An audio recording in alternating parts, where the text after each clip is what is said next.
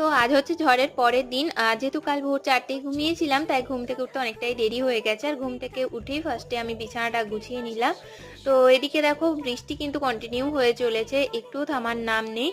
আর ওই দিকটা করে ওই যে ওখানটায় চুংকুরা বসে আছে দেখতে পাচ্ছ, কাল সারা রাত এবং এখনো অবধি বসে আছে। আর এদিকে ঘর ঝাড় দেওয়া, মোছা, বাসন ধোয়া কমপ্লিট করে এখানে জানলার কাজটাও ধুয়ে পরিষ্কার করে নিলাম। ঝড়ের জন্য এখানে প্রচুর নোংরা ঢুকেছিল, তো দাগ হয়ে গেছিল, তার জন্য এগুলো ধুয়ে পরিষ্কার করে নিলাম।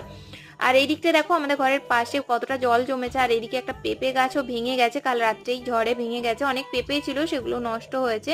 আর এদিকে আমারও রান্না বান্না কমপ্লিট করে স্নান করে পুজোটাও দেওয়া হয়ে গেছে। আর এবার চুমকুদের খাবারটা আমি দীপকে দিয়ে দিয়েছি, মাংস আর ভাত, ওটাই ও দিতে গেছে। এখনো কন্টিনিউ বৃষ্টি হচ্ছে।